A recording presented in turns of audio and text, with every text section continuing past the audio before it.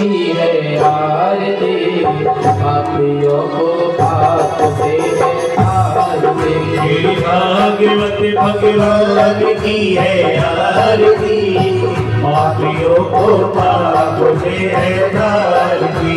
भागवत भगवान की है आरती, पापियों को पाप से है आरती। श्री भागवत भगवान की है आरती, पापियों को पाप से है आरती।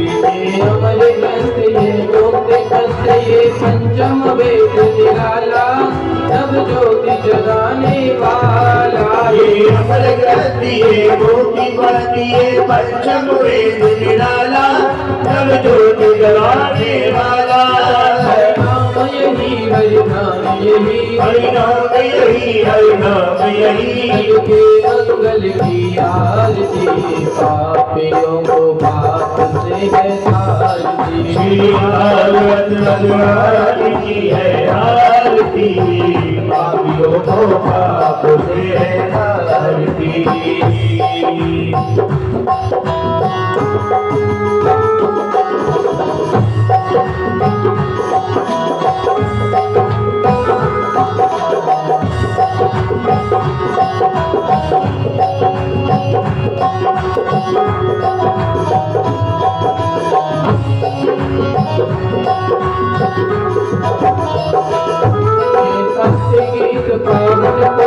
पापों को मिटाने वाला, हर दर्श कराने वाला। ये सत्य गीत पावन पुनीत, पापों को मिटाने वाला, हरि दर्श कराने वाला। ये सुख करनी ये दुख हरणी, ये दुख करनी है दुख हरनी। ये दुख करनी ये दुख हरणी, ये दुख करनी है दुख हरनी। श्री मधुसूदन की आरती, पापियों को पाप से है आरती। श्री भागवत भगवान की है आरती, पापियों को पाप से है आरती।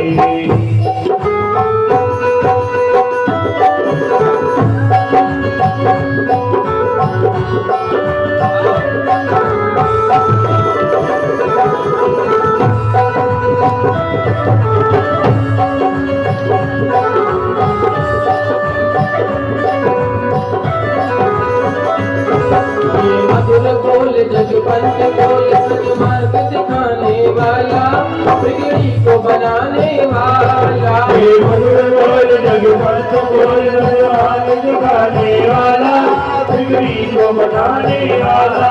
श्री राम यही घनश्याम यही, श्री राम यही घनश्याम यही। गज राम यही घनश्याम यही, गज राम यही घनश्याम यही। सबकी महिमा की आरती, पापियों को पाप से है आरती। श्री भागवत भगवान की है आरती, पापियों को पाप से है आरती। भागवत भगवान की है आरती, पाप से है आरती। श्री भागवत भगवान की है आरती, पापियों को पाप से है आरती। कर्पूर गौरव करुणावतारम, द्वारकाधीशं सर्वेश्वरारं। नाम संतम विद्यारे देवामि जयतं नमामि। त्वमेव माता सदा त्वमेव, त्वमेव बन्धुः सदा त्वमेव। त्वमेव सर्वं त्वमेव। हरे राम राम राम हरे हरे, हरे कृष्ण कृष्ण कृष्ण हरे हरे राम राम राम हरे हरे, हरे कृष्ण कृष्ण कृष्ण हरे हरे। कृष्ण कृष्ण हरे हरे, कृष्ण कृष्ण हरे हरे, कृष्ण कृष्ण हरे हरे।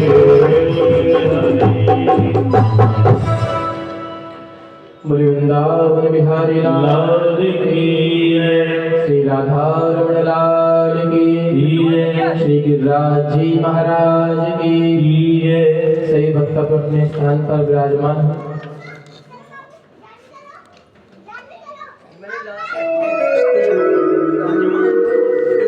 ये भागवत स्वरूप बैठ जाओ।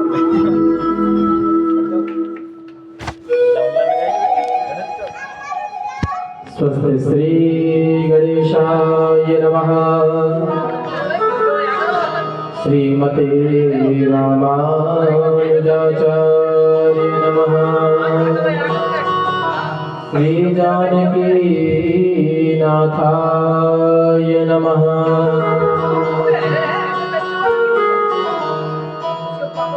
नारायणं नमस्कृत्यं नरं चैव नरोत्तमं देवीं सरस्वतीं व्यासं ततो जयमुदीरयेत्। लक्ष्मीनाथसमारम्भां नाथयामुनमध्यमाम् अस्मदाचार्यपर्यन्तां वन्दे श्रीगुरुपरम्पराम्। बोले बांके बिहारी लाल की जय। श्री राधा रमण लाल की जय। राधा वल्लभ लाल की जय। जय जय श्री राधे। परम मंगलमय परात्पर अखिलेश्वर अकारण करुणा वृणालय भक्त वांछित कल्पतरु त्रैदूत वृंदत पीतांबरधारी भगवान श्री बांके बिहारी की शब्दमय प्रतिमूर्ति वाग्मय प्रतिमूर्ति श्रीमद् भागवत महापुराण, इसको श्रवण करने के लिए हम और आप सभी तृतीय दिवस की कथा में प्रवेश करने जा रहे हैं। यहाँ पर विराजमान सभी भक्तिमयी माताएं, भाई बंधुजन, श्रोताजन, संगीत आचार्य, सबके हृदय में विराजमान श्री राधा माधव की झांकी को प्रणाम करते हुए आप सभी को जय जय श्री राधे। गोपाल राधे कृष्ण गोविंद गोविंद। गोपाल राधे कृष्ण गोविंद गोविंद। गोपाल राधे कृष्ण गोविंद गोविंद। गोपाल राधे कृष्ण गोविंद गोविंद। कृष्ण गोविंद गोविंद कृष्ण गोविंद गोविंद। कृष्ण गोविंद गोविंद कृष्ण गोविंद गोविंद। राधे गोविंद गोविंद राधे गोविंद गोविंद। राधे गोविंद गोविंद राधे गोविंद गोविंद। श्यामा गोविंद गोविंद श्यामा गोविंद गोविंद। श्यामा गोविंद गोविंद श्यामा गोविंद गोविंद। गोपाल राधे कृष्ण गोविंद गोविंद। गोपाल राधे कृष्ण गोविंद गोविंद। गोपाल राधे कृष्ण गोविंद गोविंद। गोपाल राधे कृष्ण गोविंद गोविंद। कृष्ण गोविंद गोविंद राधे गोविंद गोविंद। गोविंद गोविंद राधे गोविंद गोविंद। कृष्ण गोविंद गोविंद राधे गोविंद गोविंद। कृष्ण गोविंद गोविंद राधे गोविंद गोविंद। गोपाल राधे कृष्ण गोविंद गोविंद। गोपाल राधे कृष्ण गोविंद गोविंद। गोपाल बोलो हरि गोविंद बोलो। गोपाल बोलो हरि गोविंद बोलो। गोविंद बोलो हरि गोपाल बोलो। गोविंद बोलो हरि गोपाल बोलो। गोविंद बोलो गोपाल बोलो। गोविंद बोलो गोपाल बोलो। गोविंद बोलो गोपाल बोलो। गोविंद बोलो हरि गोपाल बोलो। गोविंद बोलो हरि गोपाल बोलो। गोविंद बोलो हरि गोपाल बोलो। राधा रमण हरि गोविंद बोलो। श्री राधा रमण हरि गोविंद बोलो। गोविंद जय जय गोपाल जय जय। गोविंद जय जय गोपाल जय जय। गोविंद जय जय गोपाल जय जय। गोविंद जय जय गोपाल जय जय। राधा रमण हरि गोविंद जय जय। रमण हरि गोविंद जय जय राधा रमण हरि गोविंद जय जय श्री राधा रमण हरि गोविंद जय जय गंगा की जय जय यमुना की जय जय गंगा की जय जय यमुना की जय जय गंगा की जय जय यमुना की जय जय गंगा की जय जय यमुना की जय जय सरस्वती त्रिवेणी की जय जय सरस्वती गोविंद बोलो हरि गोपाल बोलो हरि गोविंद बोलो हरि गोपाल बोलो हे गोपाल राधे कृष्ण गोविंद गोविंद हे गोपाल राधे कृष्ण गोविंद गोविंद गोपाल राधे कृष्ण गोविंद गोविंद जय श्री बोली वृंदावन बिहारी लाल की श्रीमद्भागवत महापुराण कल की कथा हम सभी ने कहाँ पर विराम की थी? आप सभी श्रोता तो कल उपस्थित थे ही कथा में। हमारे मुख्य श्रोता परीक्षित जी बताएंगे कल की कथा पर कहाँ विराम हुआ था?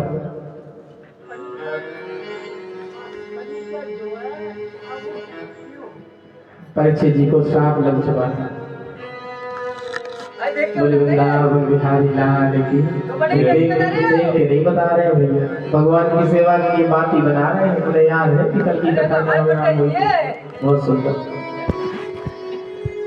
कल की कथा में राजा परीक्षित भीमसेन जो परीक्षित के दादा हैं, आदरणीय भीमसेन जी महाराज जरासंध को मार करके उस स्वर्ण के मुकुट को लेकर के आ गए, जिसे पहन करके श्री परीक्षित जी महाराज सुदूर नामक जंगल में शिकार खेलने के लिए गए।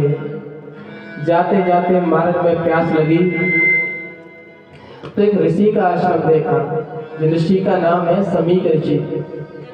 समीक नामक ऋषि अपनी तपस्या में बैठे हुए थे। राजा को प्यास लगी। प्यास लगने के कारण राजा ने बड़ी याचना की, हे महात्मा, हमें बड़ी प्यास लगी है, थोड़ा जल प्रदान करिए।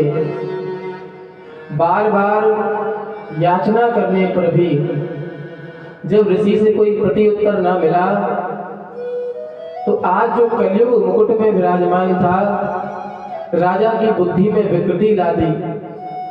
जो राजा परीक्षित मांगई बादल देहि जब, यानी रामचंद्र जी के राज्य में बादल स्वयं ही बरसात कर देते थे। और ऐसा ही सुंदर परीक्षित जी का राज्य था।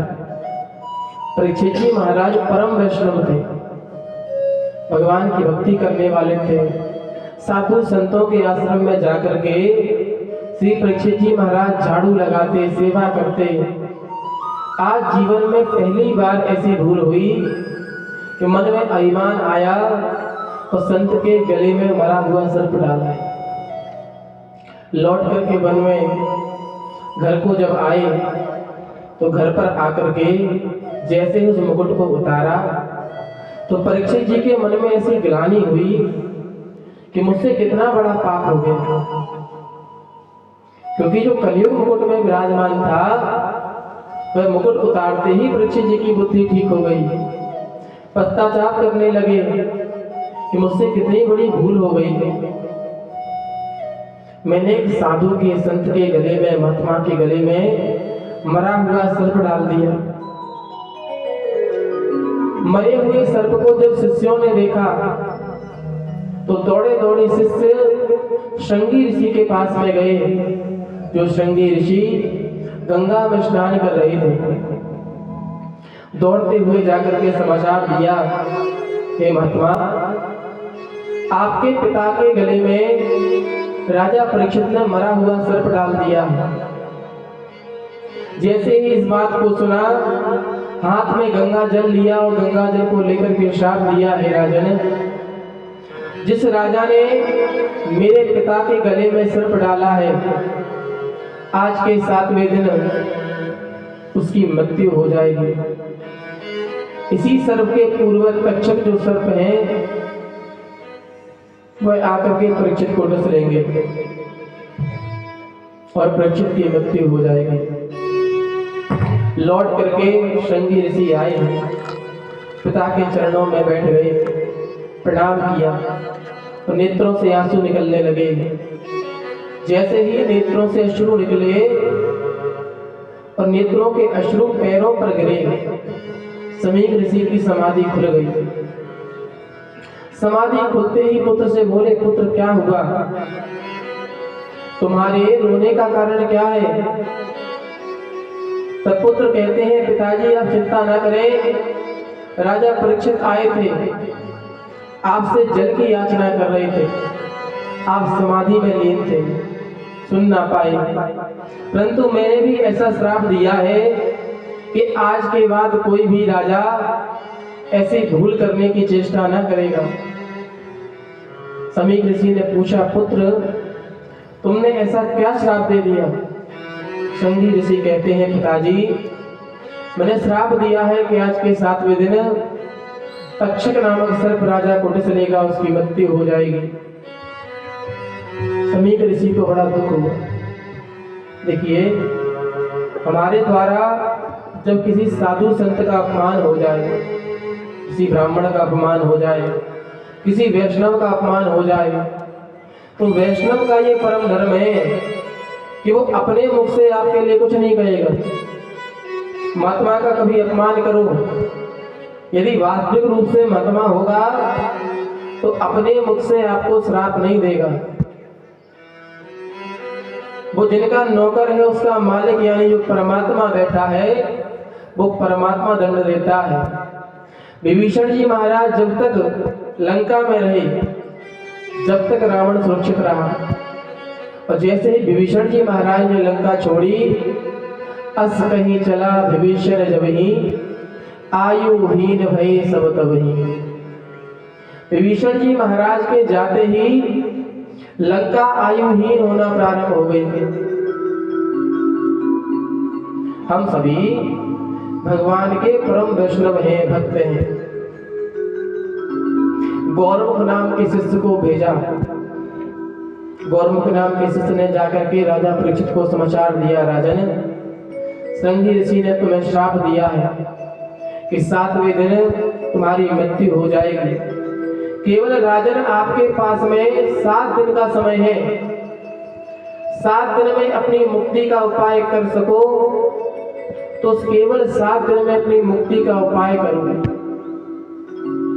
राजा कहते हैं कि मुझे श्राप नहीं मिला है, मुझे बहुत बड़ा वरदान मिला है। अरे एक संत का अपराध करने के बाद तो उसी क्षण मुझे भस्म हो जाना चाहिए था। मेरे शरीर ने इतना बड़ा पाप किया है, मैं शरीर को रखना नहीं चाहता। 7 दिन का समय मुझे दिया है। संत की वाणी है, झूठी नहीं हो सकती। राजा परीक्षित प्रसन्न होकर के पत्नी के पास में गए। पत्नी से बोले, राजा परीक्षित की पत्नी का नाम है इरावती। जाकर के कहते हैं, देवी मैं तुम्हें संसार का एक आश्चर्य बताऊं। मैं 7 दिन से पहले मर नहीं सकता। कोई ऐसा नहीं कह सकता कि 7 दिन तक मेरी मृत्यु नहीं होगी। पल भर का ठिकाना नहीं है व्यक्ति का। 7 दिन की जिम्मेदारी कौन लेगा? पर राजा परीक्षित आज कहते हैं कि देवी मैं 7 दिन तक नहीं मर सकता, क्योंकि संत ने मुझे श्राप दिया है कि 7वें दिन तक्षक डसेगा और 7वें दिन तक्षक के डसने से मृत्यु होगी। तो 7 दिन तक मेरी मृत्यु नहीं हो सकती। पुत्र को बुलाया, गुरुजनों को बुलाया, जनमेजय नाम के पुत्र को गद्दी पर आसक्त किया, बैठाया। सारी तैयारियां आनंद फानंद में जल्दबाजी में हो गई। राजा परीक्षित पुत्र जनमेजय को राजगद्दी पर बिठा करके एक भी लोटा राजा ने संग में लिया नहीं है। इतने बड़े राज्य के अधिकारी हैं राजा परीक्षित, परंतु फिर भी कोई माया का सामान संग में नहीं लिया। ये संत का लक्षण है। एक बार एक महात्मा और एक साहूकार ट्रेन में जा रहे थे, तो चाय पीने के लिए महात्मा और साहूकार उतरे स्टेशन पर। तो महात्मा से साहूकार कहते हैं कि महात्मा, माया को कैसे छोड़ा जाए, संसार को कैसे छोड़ा जाए? तो महात्मा कहते हैं कि संसार में सब कुछ होते हुए भी कुछ भी अपना नहीं है। ये जो व्यक्ति मान लेगा उससे माया धीरे धीरे छूट जाएगी। भक्ति दो ही लोगों को प्राप्त हो सकती है, या तो उसे जिसने पूर्व जन्म में बड़े पुण्य किए हों और पूर्व जन्म के पुण्य इस जन्म में संचित हो जाए, उसे मिल जाए। हमारे और आपके बड़े सौभाग्य है कि हमें भगवान की कथा मिल रही है। कलिकाल में, कलयुग में कथा में रुचि होना बड़ी कठिन बात है। हर किसी की कथा में रुचि नहीं हो पाती, और कथा में रुचि होने के बाद कथा में रुचि होना ये भाग्य की बात है। और कथा में रुचि लेने के बाद कथा से जीवन में परिवर्तन आ जाए, जीवन बदलना शुरू हो जाए, ये सौभाग्य की बात है। कल बताया कि असली कथा 8वें दिन से शुरू होती है। कथा के बाद हमने कथा से क्या सीखा, फिर कथा से क्या माना, और जीवन में कथा से क्या उतारा। संत की वाणी में, गुरु की वाणी में कितना विश्वास है। गुरु की वाणी को सुनकर के माना जाएगा, जीवन में उतारा जाएगा, तब कथा परिपूर्णतम होगी। केवल कथा को सुन लो, सुन करके कथा को मानो ना, ऐसी कथा सुनने से लाभ नहीं होगा। इस प्रकार से बताया था कि बच्चा रोज विद्यालय जाए, बस पेपर में ना बैठे तो कैसे पास हो जाएगा। अब विद्यालय तो रोज गया, पर केवल पेपर में नहीं बैठा, परीक्षा नहीं दी, पास नहीं हो सकता। ऐसे ही हम कथा में रोज आए, रोज कथा सुनी, पर जब भगवान ने हमारी परीक्षा ली, हमारे सामने माया मोह इत्यादि वस्तुएं आई और हम परीक्षा में फेल हो गए। तो परीक्षा तो होगी, परिस्थिति तो आएगी, दुख आएगा, कठिनाई आएगी, पर कथा को सुनने से हम परिस्थिति से लड़ना सीख जाएंगे। भगवान की कथा हमें लड़ना सिखाती है कि परिस्थितियों से हमें कैसे लड़ना चाहिए, कैसे निकलना चाहिए। साथी है मित्र बंधु के अनुगंध पान तक, अरे धांगनी बढ़ेगी केवल मकान तक। संसार के सब लोग चलेंगे शमशान तक, और बेटा भी अग्नि निभाएगा तो अग्निदान तक। इससे तो आगे भजन ही है साथी, और हरि के भजन बिन अकेला रहेगा। गौरमुख नाम के शिष्य ने जैसे ही समाचार दिया कि राजा ने तुरंत ही माया मोह सब कुछ छोड़ दिया। माया मोह छोड़ करके राजा परीक्षित गंगा के घाट पर जाकर के विराजमान हुए। राजा परीक्षित को शाप मिल गया है, ये जान करके बड़े बड़े धर्मात्मा, मुनि, संत सभी को बड़ा दुख हुआ। सारे महात्मा वहां पहुंचे। कश्यप जी महाराज, दुर्वासा, वामदेव आदि आदि नामक संत वहां पर विराजमान हुए। जिस सभा में परीक्षित जी बैठे हैं, उस सभा में परीक्षित जी के पिताजी श्री वेदव्यास जी बैठे हैं। वेदव्यास के पिताजी पाराशर जी बैठे हैं। वशिष्ठ रहे नहीं, ब्रह्मा जी के पुत्र वशिष्ठ हैं, वशिष्ठ के पुत्र शक्ति हैं, शक्ति के पुत्र पाराशर हैं, पाराशर जी के पुत्र वेदव्यास हैं, और वेदव्यास जी के पुत्र ही सुखदेव जी महाराज। बड़े बड़े महात्मा आकर के विराजमान हुए, पर कोई भी ये निर्णय नहीं कर पाया कि 7 दिन में परीक्षित की मुक्ति कैसे होगी। परीक्षित ने सभी संतों को प्रणाम किया, सबसे पूछा, बताइए महात्मा, मेरे पास केवल 7 दिन का समय है और हमारे और आपके पास में भी 7 दिन का ही समय है। श्रोता, एतवार, मंगलवार, सोमवार, बुधवार, शनिवार, शुक्रवार इत्यादि 7 दिनों में ही व्यक्ति को किसी एक दिन चले जाना है, तो 7 ही दिनों का समय है। परीक्षित कहते हैं, महात्मा 7 दिन के समय में मेरी मुक्ति का कोई उपाय हो तो कहिए। मार्कंडेय ऋषि, जिनके जीवन में जाने कितनी बार इंद्र बदल चुके थे, ऐसे मार्कंडेय ऋषि वहां पर विराजमान थे, पर कोई ये निर्णय न कर पाया कि 7 दिन में परीक्षित की मुक्ति का उपाय क्या है। सुखदेव जी महाराज समाधि लगा करके बैठे थे। सुखदेव जी महाराज के मन में तुरंत भाव आया कि आज हमें परीक्षित के पास चलना चाहिए।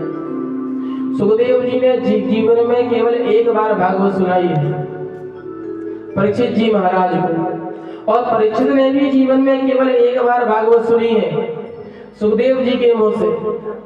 तो भागवत सुनने वाला ऐसा हो कि एक ही बार सुनने से कल्याण हो जाए, सुनाने वाला भी ऐसा हो कि व्यक्ति के हृदय में भागवत विराजमान हो।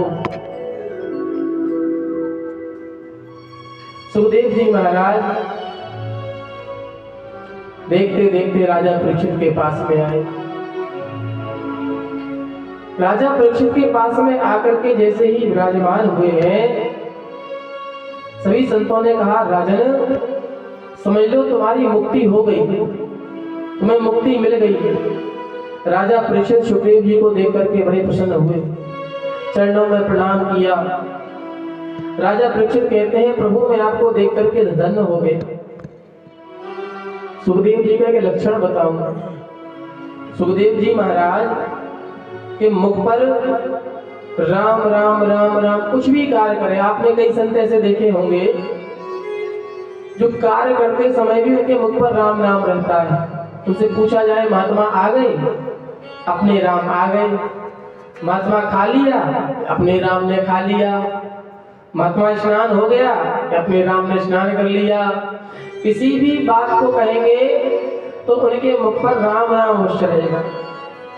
सुखदेव जी का एक लक्षण और है कि सुखदेव जी महाराज उतने समय तक ही एक द्वार पर खड़े होते थे जितना समय गाय को धोने में लगता था, और जाकर के प्रभु नाम संकीर्तन करते, कुछ भोजन की व्यवस्था हो जाती, ठीक है, प्रसादी की ना होती, लौट करके आ जाते और बैठ करके प्रभु नाम संकीर्तन करते। जैसे ही सुखदेव जी महाराज आए, राजा परीक्षित ने बड़ी बड़ाई की, महात्मा मेरा जीवन धन्य हो गया, आप पधार गए, मेरा जीवन धन्य हो गया, आप पधार गए। संत कहते हैं, बोले परीक्षित ज्यादा बड़ाई ना करो, ये ऐसे महात्मा नहीं है कि बड़ाई अच्छी लगे कि धन अच्छा लगे। कोई ऐसा प्रश्न पूछ लो जिससे 16 वर्ष के बालक सुखदेव यहाँ पर ठहर जाए 7 दिन, और अगर 7 दिन तुम्हारी वाणी को सुन करके ठहर गए तो तुम्हारा कल्याण हो जाएगा। बड़ाई करोगे उठ करके चले जाएंगे। प्रश्न ऐसा करो जिस प्रश्न को सुन करके 7 दिन तक यहाँ पर बैठ जाए। सभी संतों ने प्रणाम किया। राजा परीक्षित ने सुखदेव जी को प्रणाम किया। हरि की कथा सुनाने वाले, हरि का सुनाने वाले, तुमको लाखों प्रणाम, तुमको लाखों प्रणाम, तुमको लाखों प्रणाम, तुमको लाखों प्रणाम।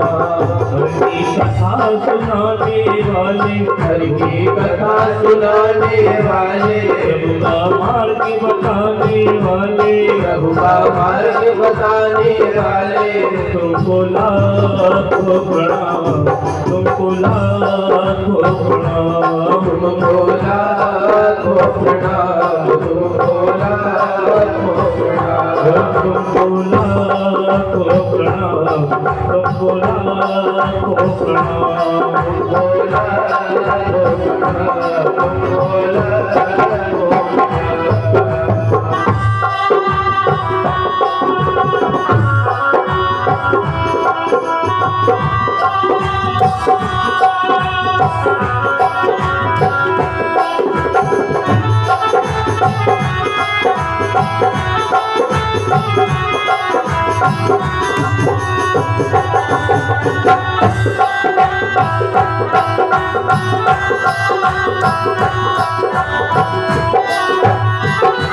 घूम रहे थे वन में, पल को बैठे थे तन में। हम घूम रहे थे वन में, पल को बैठे थे तन में। हम घूम रहे थे वन में, पल को बैठे थे तन में।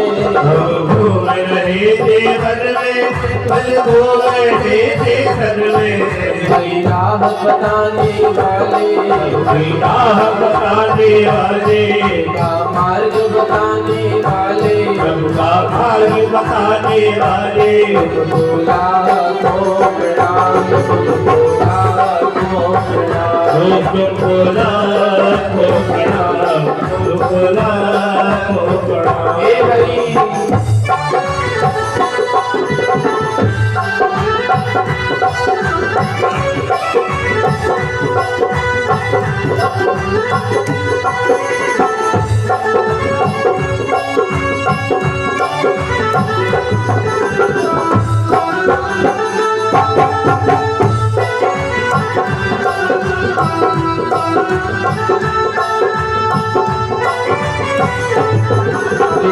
खुशियों का प्याला, जा रहे थे यम के गाला। घर का प्याला, जा रहे थे हम के गाला।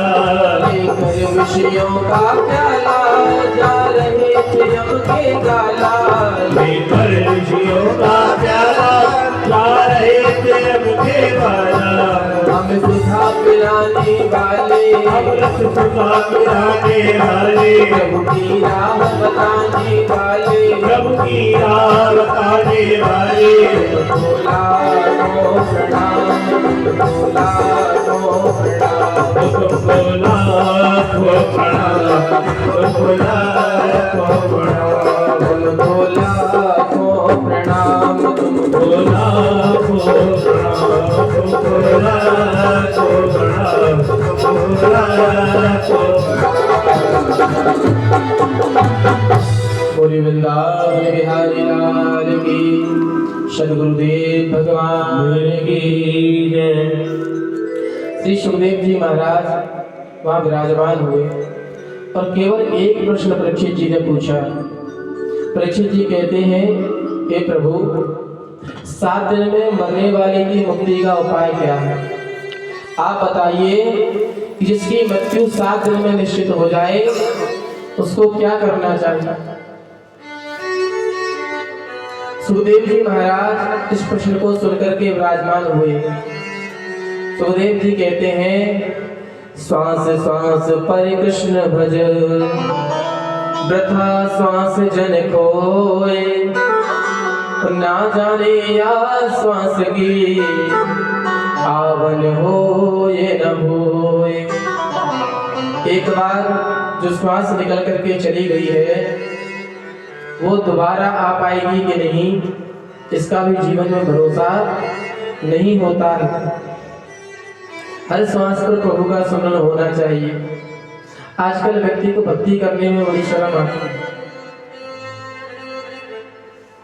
देखिए, भगवान में आस्था होना अलग बात है, भगवान में श्रद्धा होना अलग बात है, और भगवान से प्रेम होना अलग बात है। मीराबाई मेवाड़ में रही और मीराबाई के देवर राणा, पति का स्वर्गवास होने के बाद में मीराबाई को बड़ी पीड़ा दी गई, पर मीराबाई का भगवान के प्रति ऐसा प्रेम रहा। आजकल नए बच्चे प्रेम कर लेते हैं, माँ बाप बहुत समझाएं वो बच्ची तुम्हारे लिए ठीक नहीं है, मुझसे प्रेम ना करो। अब प्रेम हो जाए तो सुनते नहीं है, फिर ना माँ की सुनते हैं ना बाप की सुनते हैं। क्यों? क्योंकि प्रेम हो गया है। पर भगवान से हमें प्रेम नहीं होता, क्योंकि भगवान से प्रेम हो जाएगा तो हर समय हम कंठी पहनेंगे, हमारे माथे पर टीका होगा। पर व्यक्ति को टीका लगाने में शर्म आती, कंठी पहनने में शर्म आती, कुर्ता धोती पहनने में शर्म आती, क्योंकि भगवान से विद्युत प्रेम नहीं हुआ। हर व्यक्ति को भगवान से प्रेम होना चाहिए।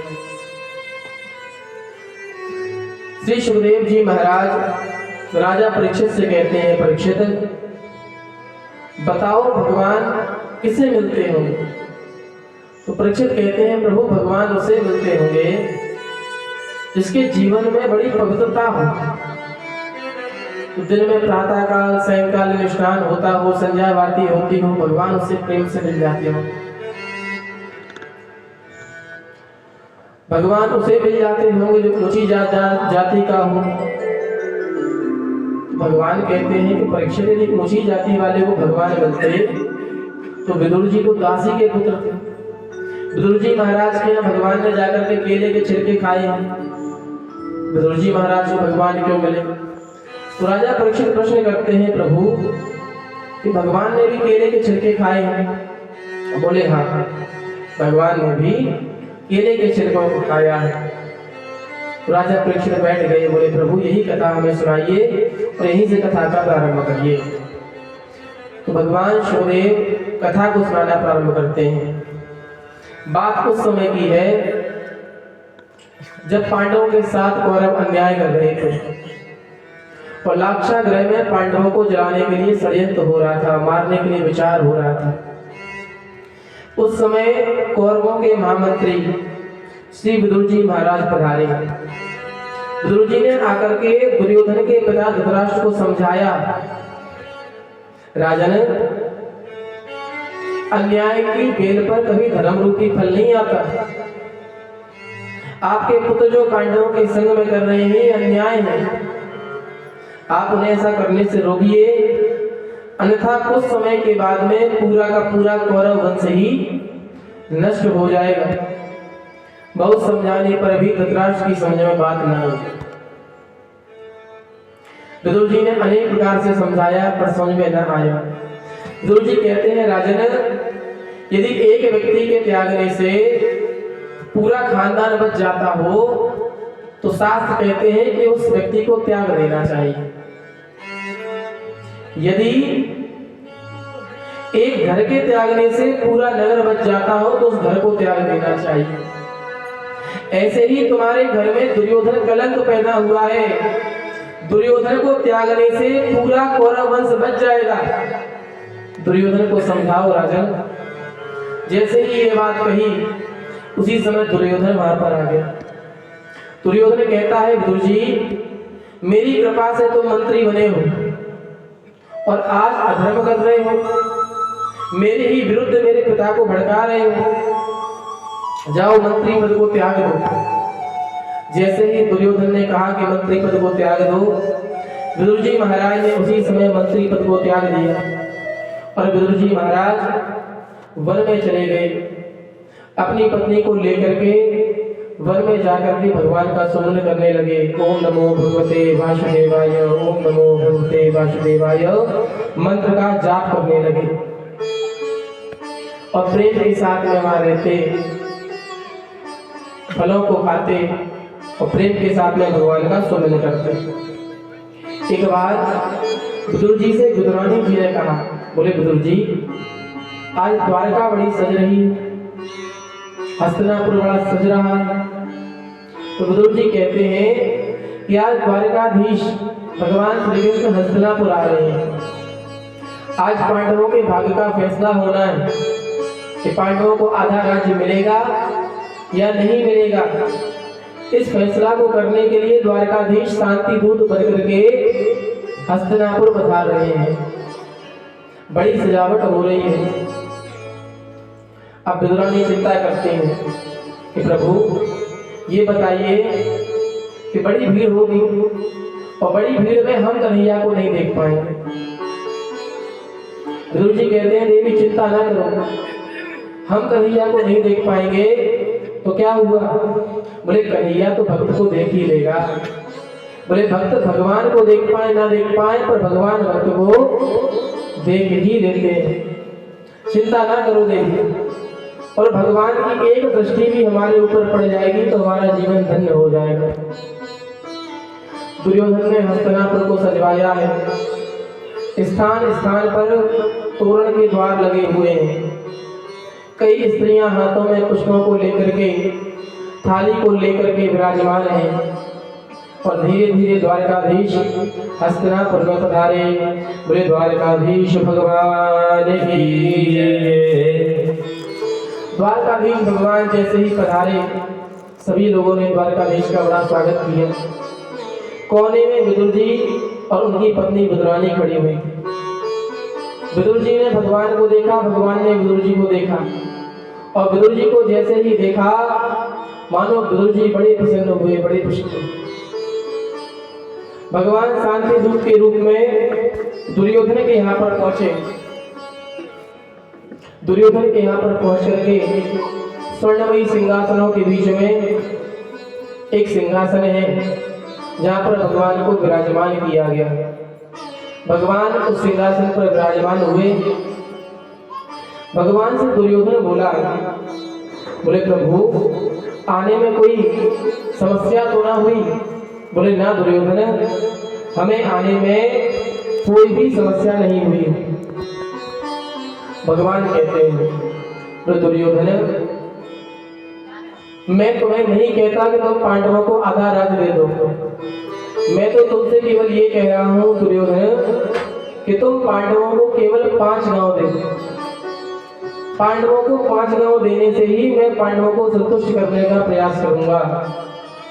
दुर्योधन तड़क करके खड़ा हुआ, बोला सूचग्रेण वदिष्यामि बिना युद्धेन केशवा।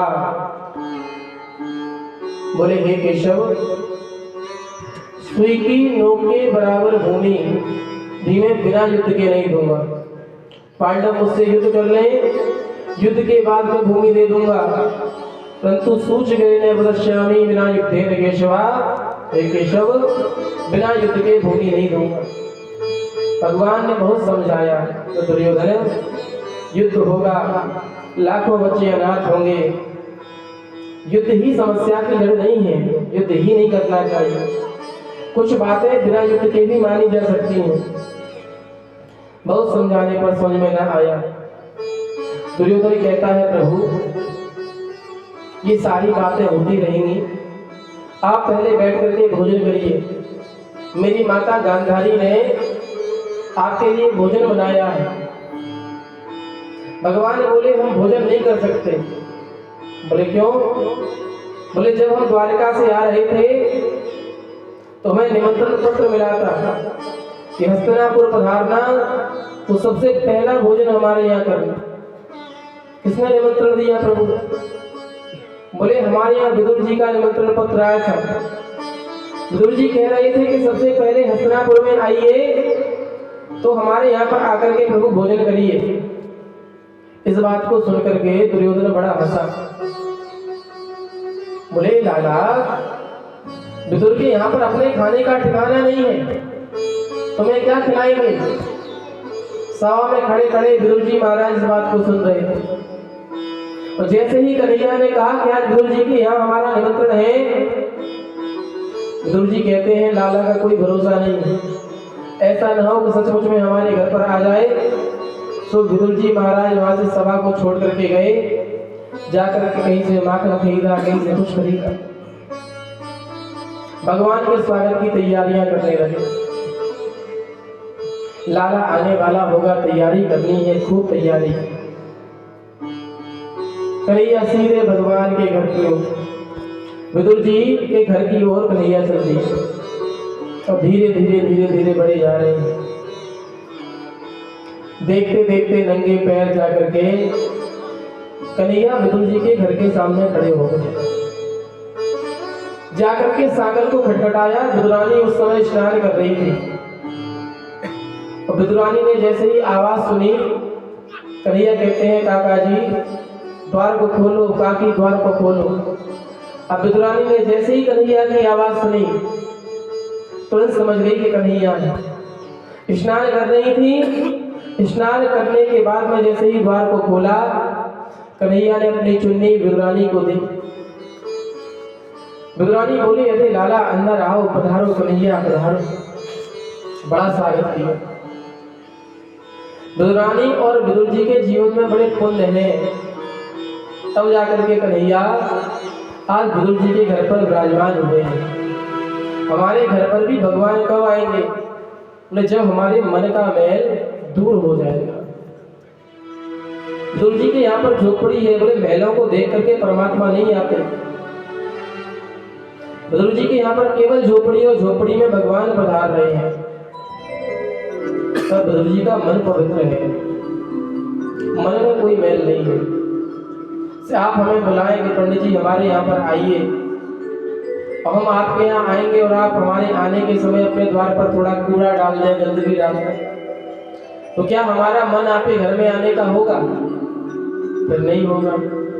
ऐसे ही जब तक मन में मेल भरा हुआ है, जब तक परमात्मा मन रूपी मंदिर में प्रवेश नहीं कर पाएंगे। बोली बाकी हरिलाल की जय। विदुरे घरे आए गए बाके बिहारी। भाई जो भी बिहारी जी को अपने घर में बुलाना चाहता है, ताली बजाते हुए और झूमते हुए, विदुरे घरे आए गए बाके बिहारी। विदुरे घरे आए गए बाके बिहारी। बाके बिहारी कुंज बिहारी। बाके बिहारी कुंज बिहारी। विदुरे घरे आए गए बाके बिहारी। विदुरे घरे आए गए बाके बिहारी। विदुरे घरे आए गए बाके बिहारी। विदुरे घरे आए गए बाके बिहारी।